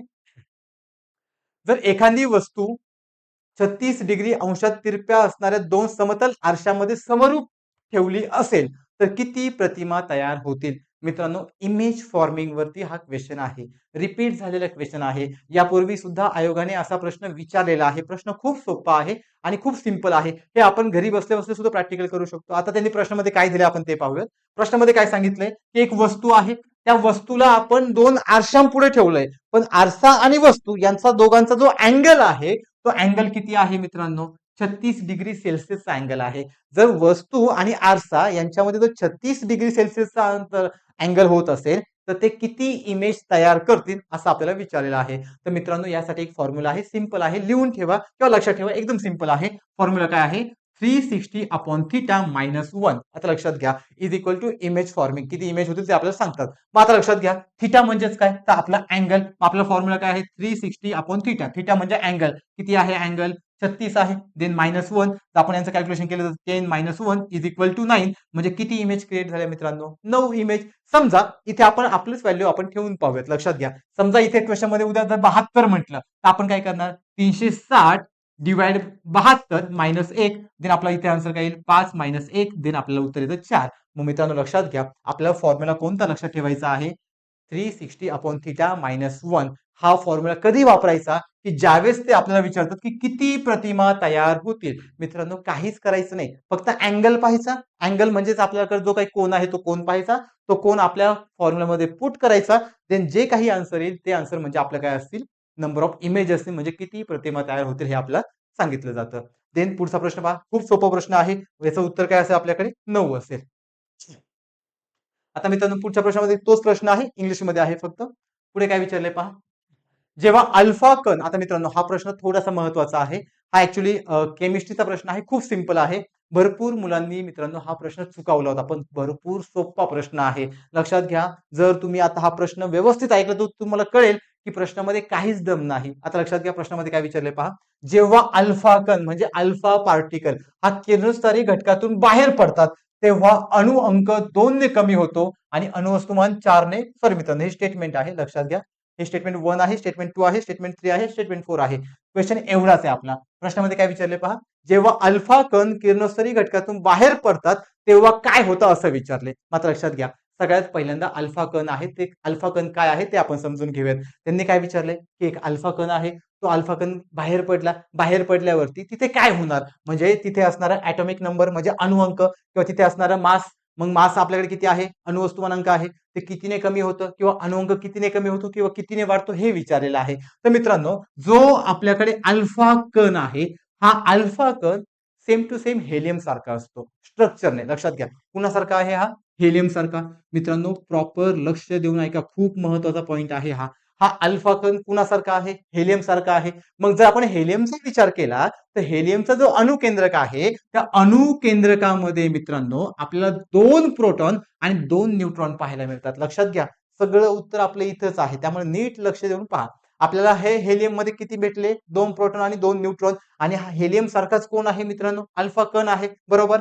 जर अल्फा कण हेलियम सारखा असेल तर अल्फा कणामध्ये कोण असणार मित्रांनो, तिथे असणारे आपल्याकडे असणारे 2 प्रोटॉन आणि 2 न्यूट्रॉन. मग आपल्याला माहित आहे की अणुअंक म्हणजे जो ॲटॉमिक नंबर आहे हा इक्वल असतो कुणाला मित्रांनो, प्रोटॉनला. लक्षात ठेवायचं, जर आपल्याला अणुअंक विचारलं, लक्षात घ्या, अणुअंक विचारलं किंवा इक्वल असतो प्रोटॉनच्या, लक्षात घ्या, द नंबर ऑफ प्रोटॉनच्या. आणि जर आपला अणुवस्तुमानांक विचारलं म्हणजे मास विचारलं, तर मास मध्ये प्रोटॉन आणि न्यूट्रॉन दोघांची काय असते मित्रांनो, ऍडिशन असते. मग सिंपल आहे, जर अणुअंक प्रोटॉन एवढा असेल तर अणुअंक किती झाला मित्रांनो, यांचा 2 झाला. आणि अणुवस्तुमानांक किती झालं, 2 अधिक 2 किती झालं, 4 झालं. म्हणजे मित्रांनो लक्षात घ्या, आपल्याला भेटला अणुअंक म्हणजे ॲटॉमिक नंबर 2 भेटला, आणि जो अणुवस्तुमानांक आहे, लक्षात घ्या, म्हणजे मास आहे, ते किती भेटलं मित्रांनो, 4 भेटलं. मग सिंपल आहे, इथे अल्फा कण आत येतोय की बाहेर जातोय, लक्षात घ्या.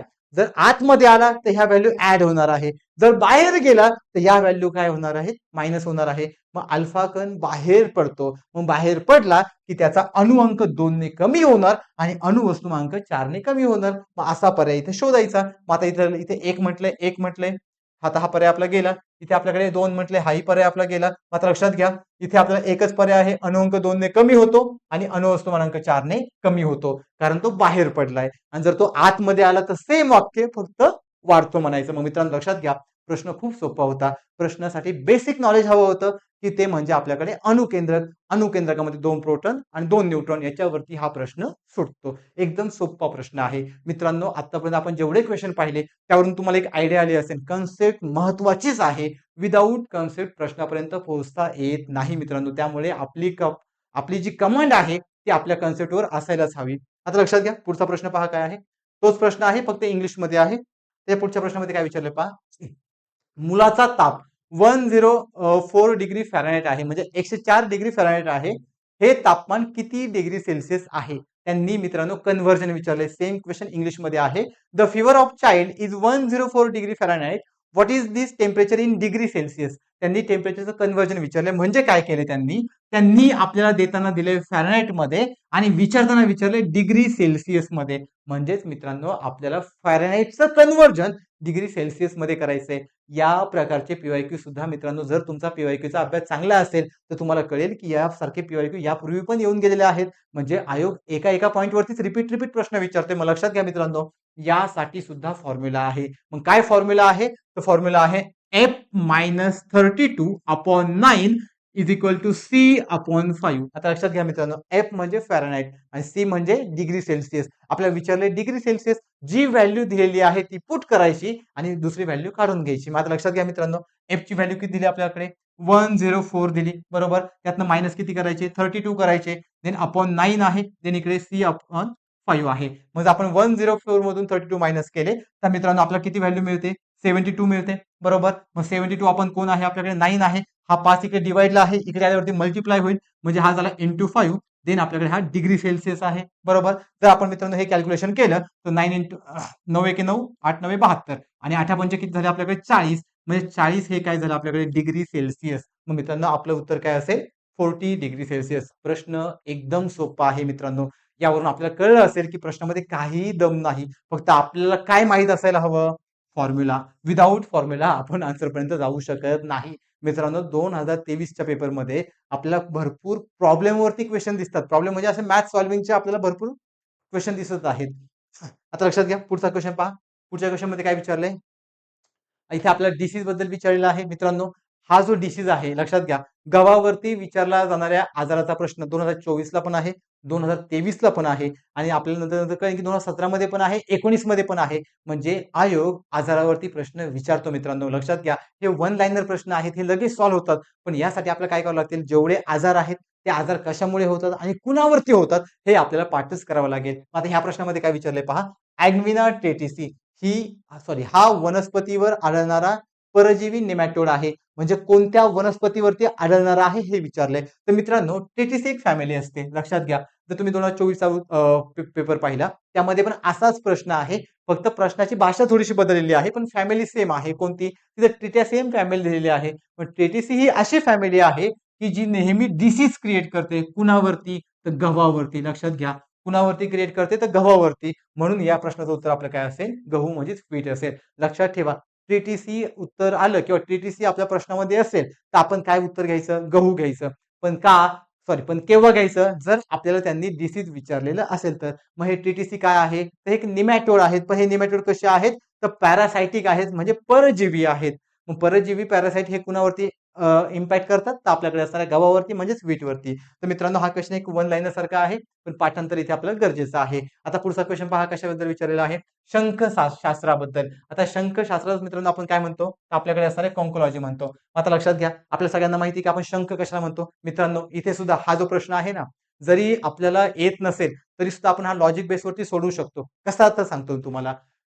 आपण शंख म्हणतो. शंख कशाला म्हणतो मित्रांनो? आपण शेलला म्हणतो. बरोबर. मग जर तुम्ही ऑप्शन पाहिले तर ह्या ऑप्शनमध्ये आपला शेल एकच ठिकाणी दिसतो. आपण लगेच उत्तरापर्यंत पोहोचू शकतो. पण मित्रांनो असं करायचं नाही. हे म्हणजे असं होऊ शकतं. असे आपल्याला आन्सर मिळतात. पण हे क्वचित कधीतरी मिळतात आणि असे आन्सर आपल्याला कट ऑफच्या पलीकडे नेऊन ठेवू शकत नाही. हे जस्ट आपल्याला फक्त मार्क्स मिळवून देतात. आपल्याला जर प्रॉपर अभ्यास करायचा असेल तर आपल्याला प्रॉपर ही कन्सेप्ट समजूनच घ्यावी लागेल. म्हणजे आपण प्रॉपर आन्सर पर्यंत पोहोचू शकतो. मग आता लक्षात घ्या, आपल्याला माहित आहे शंखशास्त्राचा अभ्यास म्हणजे कशाचा अभ्यास? असा त्यांनी प्रश्न विचारलाय. वन लाईनर क्वेश्चन आहे. थोडक्यात त्यांनी असं विचारलंय की शंखशास्त्रामध्ये कशाचा अभ्यास करतात? मग मित्रांनो शंख म्हणजे काय? तर आपल्याकडे असणारे शेल्स. मग ज्यावेळेस आपण शेलचा अभ्यास करतो, मग शेल्स कुठे असतात मित्रांनो? तर आपल्याला माहित आहे आपण फायलम मोलिस्का शिकलो, फायलम आर्थ्रोपोडा. आपण जे काही अॅनिमल क्लासिफिकेशन शिकलेलो आहात. तुम्ही सगळ्यांनी अॅनिमल म्हणजे प्राण्यांचं वर्गीकरण पाहिलेलं आहे. त्यातलं जे प्राण्यांचं मोलिस्का वर्गीकरण आहे, त्या मोलिस्कांवरती बाहेरून एक मॅन्टल असतं, एक हार्ड कव्हरिंग असतं. जे हार्ड कव्हरिंग, हार्ड म्हणजे कठीण कव्हरिंग आहे की जे आतमधल्या बॉडीचं काय करतं? प्रोटेक्शन करतं. म्हणजे बाहेरची कव्हरिंग आहेत, त्या बाहेरच्या कव्हरिंगला काय म्हणतो मित्रांनो? आपण शंख म्हणतो. म्हणजेच आपण त्याला म्हणतो शेल. म्हणजे इथे आपण कुणाचा अभ्यास करणार? तर शेल ऑफ मोलिस्काचा अभ्यास करणार. शेल ऑफ मोलिस्का म्हणजे काय? आता लक्षात घ्या. मोलिस्का हा आपल्याकडे सेकंड लार्जेस्ट फायलम आहे आणि आर्थ्रोपोडा हा आपल्याकडे सर्वात मोठा फायलम म्हणजे लार्जेस्ट फायलम आहे.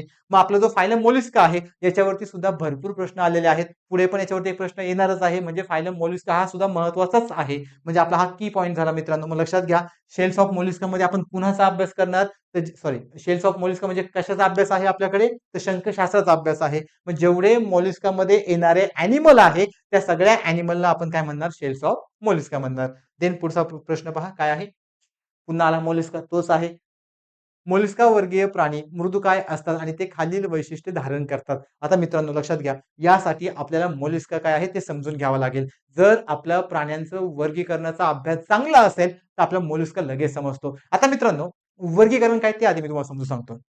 आपण जिथे राहतो ते एक बायोडायव्हर्सिटी आहे. बरोबर? म्हणजे जैवविविधता आहे. जर आपण जैवविविधतेचा विचार केला तर आपल्याला वेगवेगळे प्राणी, वेगवेगळे वनस्पती, वेगवेगळे सूक्ष्मजीव हे भरपूर दिसतात. यांच्यामध्ये भरपूर प्रमाणामध्ये व्हेरिएशन दिसतं. मग आपल्याला समजायला हवं ना, की हा प्राणी कोणता आहे किंवा त्या प्राण्याचं नाव काय आहे किंवा त्या प्राण्यामध्ये काय फीचर्स आहेत किंवा त्यांचं कॅरेक्टरिस्टिक्स काय आहे किंवा त्यांची फूड चेन काय आहे किंवा ते कुठे राहतात, त्यांचं बॉडी स्ट्रक्चर काय आहे, त्यांचं रिप्रोडक्शन कसं आहे, हे आपल्याला सगळं माहीत असायला हवं. मग ज्यावेळेस आपण या सगळ्या गोष्टींचा अभ्यास करतो त्यावेळेस आपल्याला कळतं की ए प्राणी हा बी पेक्षा वेगळा आहे, बी हा सी पेक्षा वेगळा आहे आणि सी पेक्षा डी वेगळा आहे. मग जर आपल्याकडे ए बी सी डी हे चारही प्राणी वेगळे असतील तर आपल्याला यांचे वर्ग करावे लागतात, म्हणजेच क्लासिफिकेशन करावं लागतं. मग यांचं क्लासिफिकेशन केलं म्हणजे आपला स्टडी सोपा होतो. मग क्लासिफिकेशन करताना आपण त्यांचं क्लासिफिकेशन वर्गांमध्ये म्हणजे फायलम मध्ये करतो. मग तसाच एक फायलम कोणता आहे मित्रांनो आपल्याकडे, मोलस्का आहे. मग आता हा जो फायलम त्यांनी दिलेला आहे हा पूर्ण क्वेश्चन आपल्याला मोलस्का बद्दल विचारलेला आहे. मग सगळ्यात पहिल्यांदा मोलस्का काय आहे आपण ते समजून घेऊयात. मग मित्रांनो जर आपण मोलस्काचा विचार केला तर लक्षात घ्या,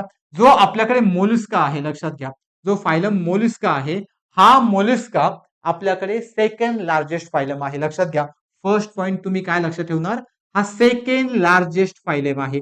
दुसरा पॉइंट काय लक्षात ठेवणार तुम्ही, हा जो फायलम आहे हा आपल्याला ॲक्वॅटिक प्लस टेरेस्ट्रियल पाहायला मिळतो. लक्षात घ्या मी काय म्हणतोय, ॲक्वॅटिक प्लस किंवा ऑर म्हणू शकतो आपण. हा आपल्याला कुठे पाहायला मिळतो, पाण्यात. लक्षात घ्या, याला तुम्ही पाण्यात पण पाहू शकता किंवा आपल्याला हा जमिनीवरती पण पाहायला मिळतो. म्हणजेच आपल्याला हा ॲक्वॅटिक प्लस टेरेस्ट्रियल सुद्धा पाहायला मिळतो. पहिला पॉईंट आपण काय पाहिला की फायलम मोलस्का. मोलस्कामध्ये भरपूर प्राण्यांचा समावेश आहे. मग हे भरपूर प्राण्यांचा समावेश असल्यामुळे यांचा जो क्रमांक आहे तो किती आहे, सेकंड क्रमांक आहे. म्हणून आपण यांना सेकंड लार्जेस्ट फायलम म्हणतो. देन हे पाण्यात प्लस जमिनीवरती पण सापडतात आपल्याला. देन तिसरा मुद्दा, हे पाण्यात राहत असल्यामुळे यांची जी बॉडी आहे मित्रांनो ती एकदम मऊ असते. लक्षात घ्या, सॉफ्ट असते किंवा आपण त्याला स्लिमी सुद्धा म्हणू शकतो. तुम्ही गोगलगाय पाहिली असेल, स्नेल पाहिलं असेल, ज्यावेळेस आपण गोगलगायवरती मित्रांनो हात फिरवतो आपल्याला एकदम ती मऊ जाणवते. मऊ का मित्रांनो, कारण ती कशी आहे, फायलम मोलस्का आहे, ती पाण्यात पण राहते. मग मित्रांनो गोगलगाय आपण जमिनीवरती पाहिली म्हणजेच काय आलं आपल्याकडं, तिचं हॅबिटेट जमिनीवरती आलं.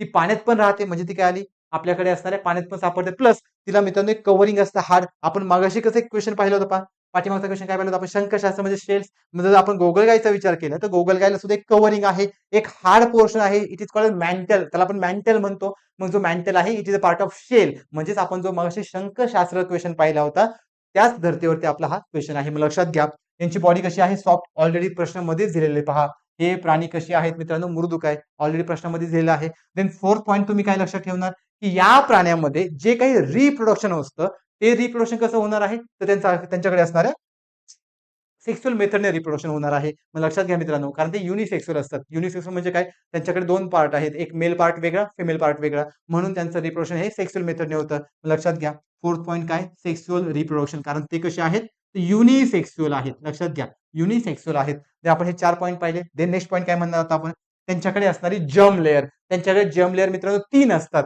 म्हणून त्यांना आपण काय म्हणणार, ट्रिप्लोब्लास्टिक. लक्षात घ्या, काय म्हणणार आपण, ट्रिप्लोब्लास्टिक.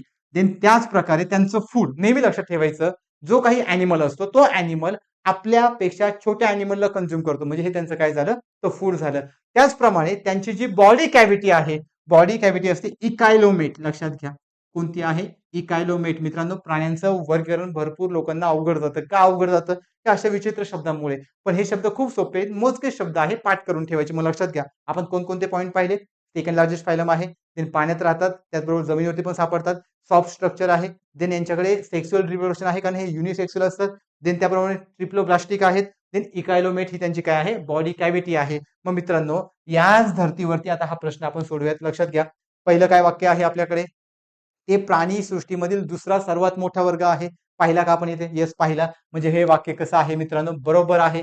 देन पुढे काय म्हटले पहा, सर्वसाधारणपणे ते द्विपक्षीय समतीय असतात. आता मित्रांनो जर तुम्हाला मराठी वाचल्यावरती कळत नसेल तर यायचं आपण इकडे इंग्लिशमध्ये. इंग्लिशमध्ये काय म्हटले पहा, बायलॅटरल सिमेट्रिकल. बायलॅटरल सिमेट्रिकल म्हणजे काय मित्रांनो, लक्षात घ्या, ज्या वेळेस एखाद्या ॲनिमलमध्ये इमॅजिनरी ऍक्सिस असतो.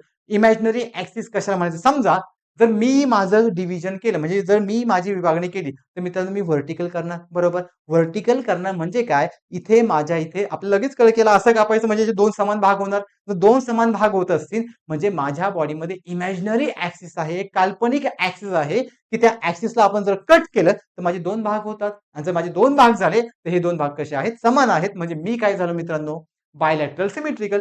सेम मॉलिस्का पण काय झाला, बायलॅटरल सिमेट्रिकल. मग लक्षात घ्या, जर तुम्हाला वहीचं पान मधून कट करायचं असेल, आपण त्याला कडेपासून कट करू शकतो. पण जर एकच वहीचं पान असेल आणि जर त्याला मधून कट करायचं असेल, तर मित्रांनो आपण स्केल घेऊन त्याला कट करतो. म्हणजे स्केलने आपण काय केलं, एक काल्पनिक ॲक्सिस बनवला, एक इमॅजिनरी ॲक्सिस बनवला आणि मग त्याचे आपण काय केले, तुकडे केले. सेम कंडिशन आपण कशाबद्दल करू शकतो, मोलस्काबद्दल किंवा कोणत्याही ॲनिमलबद्दल. मग काही ॲनिमल हे आपल्याकडे रॅडियल सिमेट्रिकल असतात, काही हे बायसिमेट्रिकल आहे, काही हे असिमेट्रिकल असतं, म्हणजे त्यांचं विभाजन होऊ शकत नाही. मग आपल्याकडे हे पण वाक्य बरोबर आहे, हे पण वाक्य बरोबर आहे.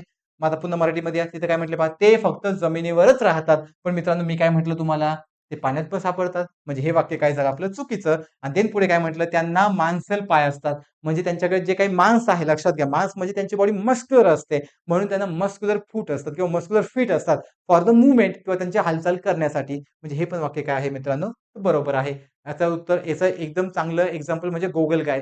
गोगलगाय किंवा तुम्ही स्नेल पाहिलं असेल, ज्यावेळेस आपण स्नेल पाहतो, स्नेलची जी काही मुवमेंट आहे ते मस्क्युलर असतात आणि मस्क्युलर असल्यामुळे त्यांचे पाय कसे असतात, मांसल म्हणजे मांसपासून बनलेले असतात. मग आपलं उत्तर काय असेल, अ बरोबर, ब बरोबर, ड बरोबर. हे उत्तर आपण इथे शोधायचं, म्हणून आपला आन्सर काय असेल, ऑप्शन नंबर 2 असेल. मित्रांनो खूप सोपं आहे, फक्त आपल्याला प्राण्यांचं वर्गीकरण चांगलं यायला हवं. मित्रांनो हे असे प्रश्न लक्षात घ्या. आता यावेळी जर आयोगाने मॉलिस्का विचारलं असेल, नेक्स्ट टाइम आर्थ्रोपोडा विचारतील, त्याच्या नेक्स्ट टाइम ते आपल्याला वेगळं फायला विचारू शकतात. म्हणजे प्राण्यांचं वर्गीकरण करणं आपल्याला गरजेचंच आहे. आता पुढचा प्रश्न पहा. पुढच्या प्रश्नामध्ये काय विचारलंय? चुकीची जोडी शोधा. आता मित्रांनो हा जो क्वेश्चन आहे ना, हा खरंच थोडासा हार्ड लेव्हलचा क्वेश्चन आहे. कारण या क्वेश्चनचा मी पण भरपूर वेळ एनालिसिस करत होतो. भरपूर वेळची मी माहिती काढत होतो. हा प्रश्न थोडासा आयोगाने थोडासा क्रिटिकल विचारलेला आहे. इथे आपल्याला चुकीची जोडी ओळखायला विचारलेला आहे. याचा आपल्याकडे आन्सर काय आहे? द कंपोसिटी क्युलिएसी. आता मित्रांनो हा जो क्वेश्चन आहे, हा तुम्ही पण एकदा वाचून घ्या. थोडासा हार्ड लेव्हलचा आहे. ते पुढे पहा. नेक्स्ट क्वेश्चन काय विचारलेला आहे?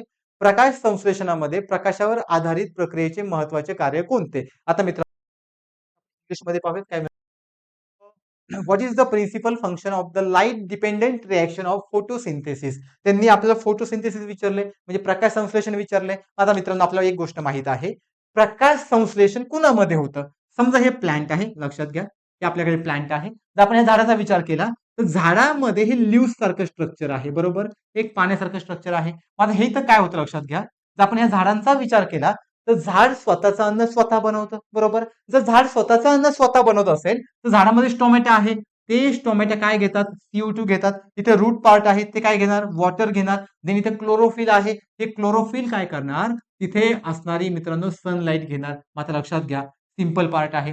जर इथे अशी सनलाईट आली, जर हे पाणी वरती आलं आणि जर हे CO2 इथे आलं, तर इथे जी रिएक्शन होते, त्या रिएक्शनला काय म्हणतो मित्रांनो आपण, फोटोसिंथेसिस, म्हणजे प्रकाश संश्लेषण. जर इथे प्रकाश संश्लेषण होणार असेल, तर याचा अर्थ हे एनर्जी बनवतात. जसं प्राणीमध्ये आपल्याला माइटोकॉन्ड्रिया माहित आहे, म्हणजे तंतुकणिका माहित आहे. माइटोकॉन्ड्रियाला आपण पॉवर हाऊस ऑफ सेल म्हणतो. तसंच इथे फोटोसिंथेसिस हे प्लांटमध्ये होतं आणि ते स्वतःचं अन्न स्वतः बनवतं. मग जर ते स्वतःचं अन्न बनवत असेल, तर ते काय तयार करतात मित्रांनो, ATP तयार करतात. त्याचबरोबर त्यांच्यामध्ये काय तयार होतात, NADPH, हे आपले एनर्जी, आपले म्हणजे झाडांचे एनर्जी मॉलिक्यूल आहेत. मग मित्रांनो या पहिल्या ऑप्शनमध्ये काय म्हटले पहा, NADH2 आणि ATP मध्ये रूपांतर करतात. पण मी काय म्हटलं, ही रिएक्शन आहे, स्वतःचं अन्न स्वतः तयार करतात, म्हणजे निर्माण करतात किंवा प्रोड्यूस करतात. पण यांनी काय म्हटलं, रूपांतर करतात. ऑप्शन 1 चुकला. देन पुढे काय म्हटलं, उपयोग करतात, नाही, उपयोग नाही, ते तयार करतात, म्हणजे हे पण चुकलं. तिसऱ्यामध्ये काय म्हटलंय, ते त्याची निर्मिती करतात. मित्रांनो लक्षात घ्या, हे आपलं उत्तर बरोबर आहे. आणि चौथा आपल्याकडे ऑलरेडी त्याचा काही संबंध नाही, लक्षात घ्या. आता मित्रांनो आपल्याकडून चूक काय होते माहिती आहे का, आपल्या सगळ्यांना माहिती हे फोटोसिंथेसिस आहे, इथे आपल्याला हे ATP आणि NADH2 आहे. मग आपण घाईघाईमध्ये काय करतो, आपण फक्त एवढे शब्द वाचतो. शब्द वाचले की आपल्याला वाटतं अरे तिन्ही पर्यायामध्ये हेच आहे, म्हणून आपण काय मारून देतो लगेच वरील सर्व. इथे आपली मिस्टेक होते, यालाच मित्रांनो आपण सिली मिस्टेक म्हणतो. पण लक्षात घ्या, प्रश्न नीट वाचला की मग कळतं, रूपांतर करत नाही म्हणजे कन्व्हर्जन होत नाही, उपयोग करत नाही म्हणजे यूज करत नाही किंवा युटिलाइज करत नाही, पण ते काय करतात, प्रोड्यूस करतात, म्हणजे त्यांची ते निर्मिती करतात. कारण ते त्यांचं एनर्जी हाऊस आहे, तिथे त्यांची एनर्जी तयार होते कुणामार्फत, प्रकाश संश्लेषणा, म्हणजेच आपल्याकडे आपल्याकडे म्हणजे त्यांच्याकडे असणाऱ्या फोटोसिंथेसिस मार्फत. एकदम सोपं आपल्याकडे हे प्रश्न आहे. आता पुढे या, पुढचा प्रश्न काय आहे पहा, तोच प्रश्न इंग्लिशमध्ये आहे. पुढे आपल्याला एन्झाईमचा अग्रलेखा विचारलेला आहे. म्हणजे जर काही एन्झाईम आहे त्याची आपल्याला सिक्वेन्स विचारलेली आहे. सिक्वेन्स म्हणजे त्याचा अग्रलेखा विचारलेला आहे. आता मित्रांनो आपल्याला माहित आहे, सुरुवातीचा 1 नंबरचा प्रश्न आपण एन्झाईम बद्दल पाहिला होता, बरोबर. याच एन्झाईमला मित्रांनो काय म्हणतो आपण, विकरे म्हणतो. मग एन्झाईम काय आहेत, to increase the rate of reaction. मित्रांनो, जर तुम्ही क्वेश्चन 1 पासून जर आतापर्यंत एकदम चांगलं व्यवस्थित ऑब्झर्व्ह केलं असेल, तुम्हाला कळलं असेल मोलस्कवरती 2 क्वेश्चन आले, एन्झाईमवरती 2 क्वेश्चन आले. मग लक्षात घ्या, पी-वाय-क्यू सोडवताना कशावरती जास्त प्रश्न आलेले आहेत, हे आपण टिक मार्क करून ठेवायचे किंवा ते साईडला नोट डाउन करून ठेवायचं आणि त्या पॉइंटवरती जास्त भर द्यायचा. जेणेकरून भविष्यात जर असे प्रश्न आले, तर आपल्याला ते इझिली सोडवता यायला हवेत. मात्र लक्षात घ्या, एन्झाईमचा अग्रलेखा. आता आपल्याला माहित आहे राइबोझोम्स काय आहे मित्रांनो? राइबोझोम्स हे एंडोप्लाझमिक रेटिक्युलममध्ये असतात आणि ते काय तयार करतात मित्रांनो? Rough endoplasmic reticulum. मग जो राइबोझोम आहे, तो कुणाचं प्रोडक्शन करतो? तो प्रोटीनचं प्रोडक्शन करतो. बरोबर. मग प्रश्न कुणाबद्दल आहे? एन्झाईम बद्दल आहे. देन आपल्याला काय विचारलंय? आर-एन-ए. हा आपला आर-एन-ए आहे. आर-एन-ए काय असतो मित्रांनो? आर-एन-ए आपल्या बॉडीमध्ये जेनेटिक इन्फॉर्मेशन कॅरी करतो. लक्षात घ्या. काय कॅरी करतो? Genetic information. आणि जर आर-एन-ए आपल्याकडे जेनेटिक इन्फॉर्मेशन कॅरी करत असेल, तर हा जो आर-एन-ए आहे, हा आपल्या बॉडीमध्ये मित्रांनो लक्षात घ्या, जेनेटिक इन्फॉर्मेशन ज्यावेळेस कॅरी करतो, त्यावेळेस तो आपल्या बॉडीमध्ये असणारी जी काही ट्रिपलेट कोडॉन आहे, लक्षात घ्या, ट्रिपलेट कोडॉन, त्या ट्रिपलेट कोडॉनला सुद्धा तो रन करतो. मग त्याच्यामध्ये ए असतो, टी असतो, जी असतो आणि यू असतो. मग लक्षात घ्या मित्रांनो, यू म्हणजेच काय? युरासिल. आणि जर आपण डीएनए मध्ये गेलो, तर डीएनए मध्ये आपल्याला यू भेटत नाही. म्हणजे डीएनए आणि आरएनए हे दोघेही काय आहेत? तर जेनेटिक इन्फॉर्मेशनचे केंद्र आहेत. देन लास्टला काय म्हटलं? प्रथिने. प्रथिने म्हणजे प्रोटीन. प्रोटीन कोण तयार करतो? आपल्याकडे असणार रफ ईआर. रफ ईआर म्हणजेच काय? राइबोझोम. म्हणजे हे 3 आपले उत्तर नाही. म्हणजे उत्तर कोणतं आहे? झायमोज. काय आहेत? प्रीकर्सर. प्रीकर्सर आहे. तर एन्झाईमचं लक्षात घ्या. त्यांनी आपल्याला अग्रलेखा विचारलंय. अग्रलेखा म्हणजेच काय विचारलेलं आहे? प्रीकर्सर विचारलंय. मग जो काही प्रीकर्सर्स आहे आपल्याकडे, तो कोण आहे?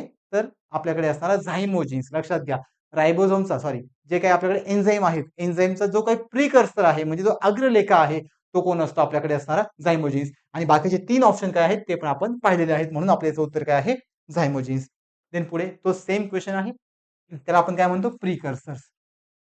या पुढे आता पुढे आपला हा एकदम सोपा क्वेश्चन आहे मित्रांनो, पाठांतराचा आहे. काय विचारलंय पहा. जोड्या जुळवाचा आहे, जीवनसत्वे दिलेले आहेत, विटॅमिन्स दिलेले आहेत, विटॅमिनचा रोल आपल्याला सांगायचा आहे. सिंपल आहे. 4 विटॅमिन्स आहेत. ए विटॅमिन आहे, डी विटॅमिन आहे, देन विटॅमिन सी आहे, विटॅमिन बी12 आहे. मित्रांनो लक्षात घ्या, म्हणजे विटॅमिन ए काय करतं आपल्याकडे? जे काही रात आंधळेपणा आहे, त्याच्यासाठी ते प्रभावी असतं. देन विटॅमिन डी काय आहे पहा. विटॅमिन डी आपलं काय करतं मित्रांनो? मुडदूसाठी, बरोबर, स्कर्वी म्हणतो, सॉरी, मुडदूसला आपण काय म्हणतो? अ, मुडदूस. मुडदूस म्हणतो रिकेट म्हणतो आपण. जे आपल्याकडे क जीवनसत्व आहे. क बी12 ला काय म्हणतो आपण? रक्तक्षय. आपण जोड्या लावून घेऊयात. अचं काय आहे आपल्याकडे? रातआंधळेपणा. म्हणजे अचं 4 पहा कुठे आहे? एकाच ठिकाणी आहे. हेच आपलं उत्तर झालं. म्हणजे बचं काय आहे आपल्याकडे? 1 आहे. मुडदूस झालं. क जीवनसत्व स्कर्वी आहे. म्हणजे 2 आहे आपल्याकडे.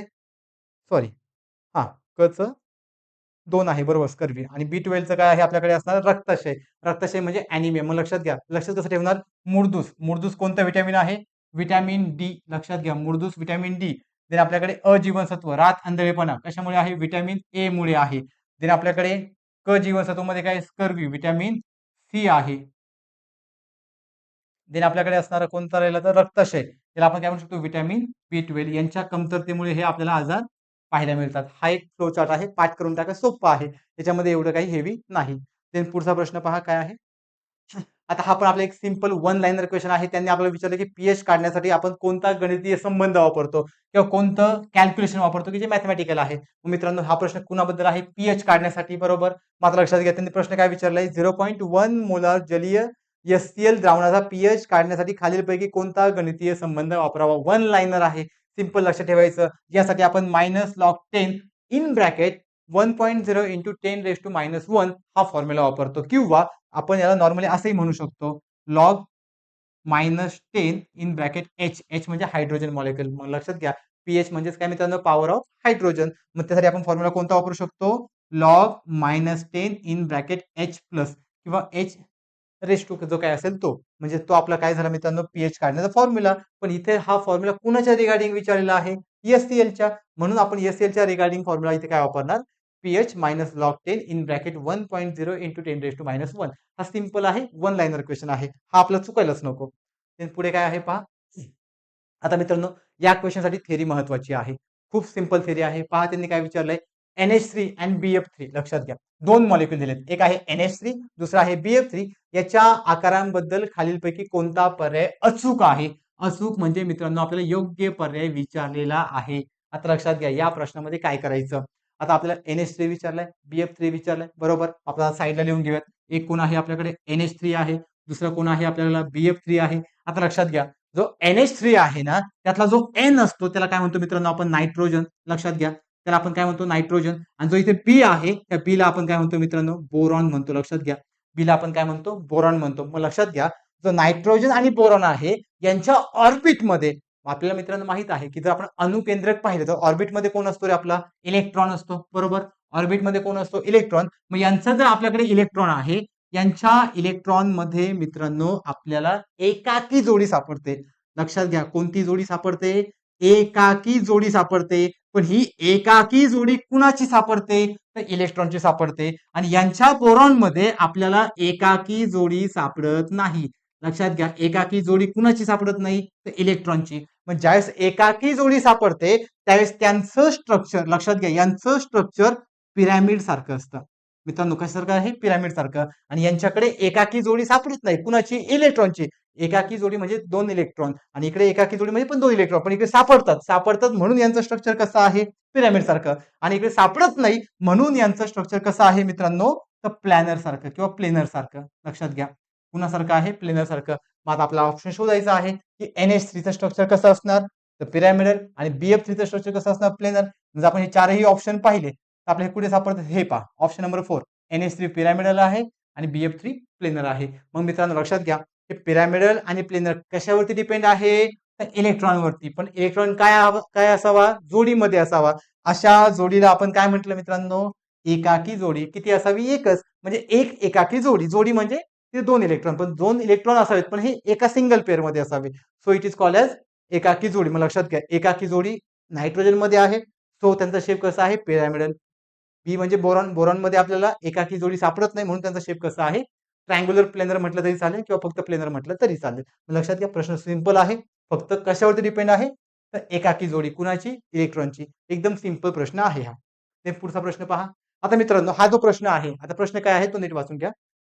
त्यांनी आपलं काय दिलं पहा, 5 मोलर H2SO4 च्या 10 -1 द्रावणामधून आपल्याला त्यांनी एक सोल्युशन दिलेलं आहे. या द्रावणापासून काय तयार करायचं आपल्याला, 1.0 NH2SO4 चे द्रावण कसे बनवाल. आता मित्रांनो N म्हणजे काय आहे, त्या नॉर्मॅलिटी आहे. बरोबर, आणि इथे M म्हणजे काय आहे, मोलॅरिटी आहे. मग लक्षात घ्या, जो N दिला आपल्याला, N मध्ये काय दिले आपल्याला, नॉर्मॅलिटी.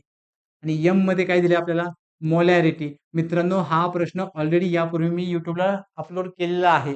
याची एक शॉर्ट बनवलेली आहे. त्यामध्ये तुम्हाला नॉर्मॅलिटी काय आहे, मोलॅरिटी काय आहे, मोलॅरिटी पासून नॉर्मॅलिटीचा संबंध काय आहे, त्यांचा वापर करून आपण हे द्रावण कसं बनवायचं, मग यामध्ये किती कॅल्क्युलेशन करायचं किंवा किती काय ऍड करायचं किंवा किती व्हॅल्यू ऍड करायची, हे सगळं मी त्या व्हिडिओमध्ये घेतलेलं आहे. या प्रश्नासाठी तुम्ही ती शॉर्टची व्हिडिओ पाहून घ्या. देन पुढचा प्रश्न पहा आपला.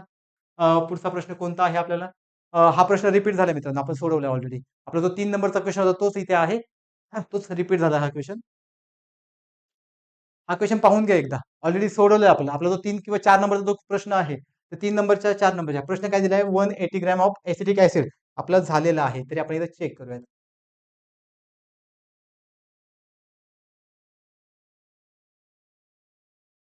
हे पहा, इथे आपला हा प्रश्न झालेला आहे. तोच प्रश्न फक्त रिपीट झालेला आहे. हाच प्रश्न तुम्ही पाहून घ्या. हं. चालेल मित्रांनो, इथे आपले सगळे प्रश्न सोडून झालेले आहेत. याबद्दल जर तुम्हाला काही शंका असेल तर तुम्ही कमेंट बॉक्समध्ये कमेंट करू शकता. मी तुम्हाला त्या शंकेचं सोल्युशन देऊन टाकेल. मित्रांनो असेच नवनवीन व्हिडिओ पाहण्यासाठी तुम्ही आपल्या चॅनलला सबस्क्राईब करा, जेणेकरून तुम्हाला नवीन व्हिडिओची माहिती मिळत राहील. आणि हा व्हिडिओ जर आवडला असेल तर कमेंट करा, किंवा या व्हिडिओमध्ये तुम्हाला जर अजून काही हवं असेल तरी पण कमेंट करा. त्याबद्दल आपण एक नवीन व्हिडिओ पुन्हा घेऊन येऊयात. थँक